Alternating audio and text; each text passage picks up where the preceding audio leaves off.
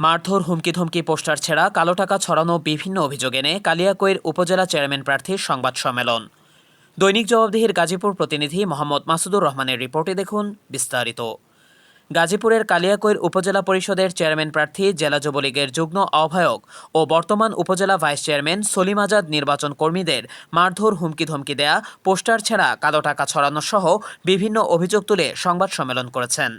আজ বৃহস্পতিবার দুপুরে তিনি উপজেলার মৌচাক এলাকার একটি হলরুমে আয়োজিত এক সংবাদ সম্মেলনে এসব অভিযোগ করেন। এ সময় তিনি সুষ্ঠু ও নিরপেক্ষ নির্বাচনের দাবি করে বলেন, প্রতিপক্ষ প্রার্থী কামাল উদ্দিন শিকদার ও তার লোকজন নির্বাচনে নানাভাবে প্রভাব খাটাচ্ছে। গত 15 মে বুধবার চাপাইর ইউনিয়নের 3 নং ওয়ার্ড আওয়ামী লীগ সভাপতি আবুল কালাম আজাদকে ওই ইউনিয়নের চেয়ারম্যান মারধর ও লাঞ্ছিত করে। শরীরের বিভিন্ন স্থানে জখম হলে হাসপাতালে তিনি চিকিৎসাধীন রয়েছেন।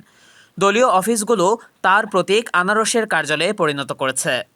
নেতাকর্মীদের হুমকি প্রদান করছে সহ তিনি আরও অভিযোগ করে বলেন, চাপাইর ইউনিয়নে আওয়ামী লীগের সাধারণ সম্পাদক আলিম আল রাজি, ফুলবাড়িয়া ইউনিয়ন পরিষদের সদস্য ও সনাতন ধর্মাবলম্বীদেরকেও হুমকি দেওয়া হয়েছে বলে জানান উপজেলা পরিষদের চেয়ারম্যান পদপ্রার্থী জনাব সেলিম আজাদ।